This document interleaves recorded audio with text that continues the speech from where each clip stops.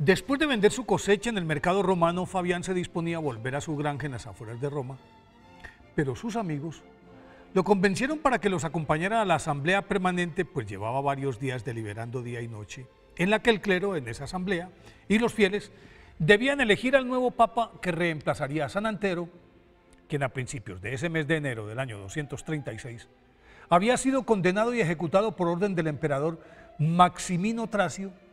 Y como ese martirio pesaba en el ánimo de los candidatos que temían correr la misma suerte, los escogidos preferían hacerse a un lado, lo que de hecho desesperaba a los electores y desconcertaba a la Grey, que huérfana de pastor se sentía más vulnerable que nunca ante la permanente persecución desatada por el Estado contra los seguidores de Cristo. A pesar de que era un buen cristiano, Fabián aceptó la invitación más por curiosidad que por convicción, pero al llegar a la explanada en la que deliberaban los asambleístas, se sintió sobrecogido por la piedad con la que todos los presentes oraban a Dios, pidiéndole que les enviara el pastor más idóneo. Entonces Fabián cerró los ojos, se unió fervorosamente a esas plegarias y permaneció embebido en ellas un buen rato, hasta que sintió un aleteo sobre la cabeza y al abrir los ojos observó que una paloma revoloteaba a su alrededor, lo que la asamblea interpretó como una señal del cielo, e inmediatamente lo proclamaron papa,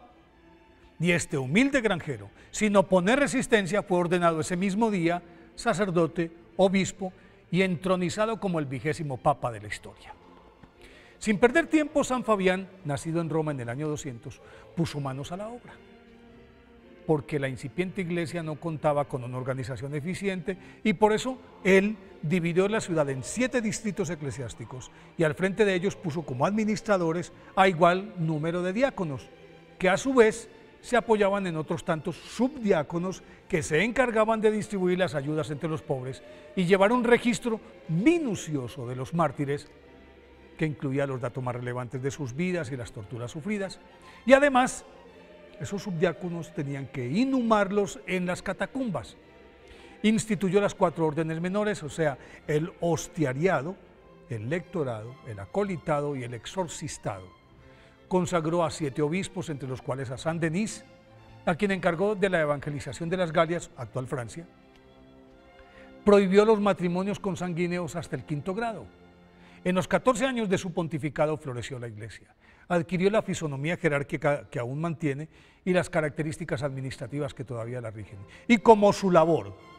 había robustecido la estructura de la Iglesia y acrecentado el número de prosélitos, el emperador Decio, acuciado por el temor de que la comunidad cristiana se estuviera convirtiendo en un Estado dentro del Estado, ejecutó el 20 de enero del año 250 al Papa San Fabián, porque consideró que cortándole la cabeza a él se derrumbaría la Iglesia, pero se equivocó, pues la devoción suscitada por su martirio preparó a los seguidores de Cristo para afrontar con valentía la abominable persecución que más adelante desató contra ellos Diocleciano, el emperador Diocleciano. 6 años después de la muerte de San Fabián, nació en Narbona Sebastián, un joven aristocrático que, educado para la milicia, obtuvo por su valentía y liderazgo una plaza de oficial del ejército imperial, claro, cuando apenas contaba 18 años, y en poco tiempo escaló en la jerarquía militar hasta convertirse en comandante de la primera cohorte pretoriana, que era el cuerpo élite encargado de proteger la vida del emperador. Privilegio que Sebastián aprovechaba para cuidar, defender y catequizar a sus hermanos cristianos, que caídos en desgracia esperaban la muerte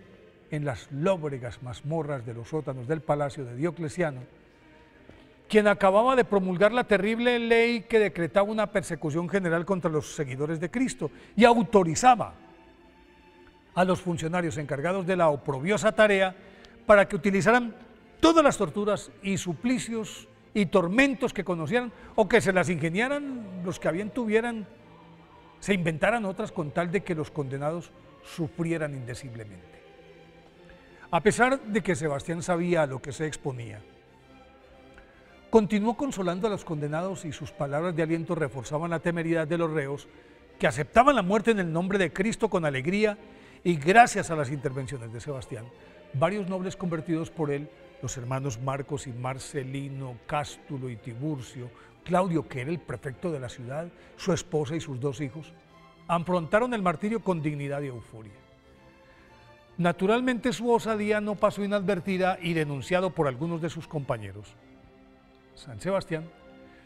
fue llevado ante Diocleciano, para el que su audacia era una traición, dado que lo tenía entre sus hombres de confianza, y así las cosas con mayor razón, debía pagar con su vida la felonía cometida. Entonces lo condenó a ser asaeteado y para el cumplimiento de la sentencia fue llevado a las afueras de Roma, atado a un árbol, y después de acribillarlo a flechazos, sus verdugos lo dieron por muerto y abandonaron el lugar. Pero un grupo de piadosos cristianos que estaban atentos a la ejecución comprobaron que San Sebastián estaba vivo, lo escondieron en el palacio de una noble romana llamada Irene, quien lo cuidó con abnegación hasta que se recuperó, y aunque le aconsejaron que abandonara la ciudad, decidió encarar al emperador. Y cuando éste presidía un sacrificio en el templo de Júpiter, San Sebastián interrumpió la ceremonia e increpó a Diocleciano por la injusta y cruenta persecución de sus hermanos de la fe, y aprovechó para reafirmar su condición de seguidor de Cristo. El tirano, que lo daba por muerto, se asustó en principio y luego, en un acceso de ira, ordenó que fuera azotado hasta morir en el hipódromo palatino, y glorificando a Dios frente a la multitud que colmaba el Coliseo, San Sebastián exhaló su último suspiro el 20 de enero del año 288, cuando apenas contaba 32 años. Como la muerte de estos 2 mártires coincidió en la misma fecha con 38 años de diferencia, la Iglesia declaró el 20 de enero como el día de la festividad de ambos santos, y por eso hoy pidámosle a San Fabián y a San Sebastián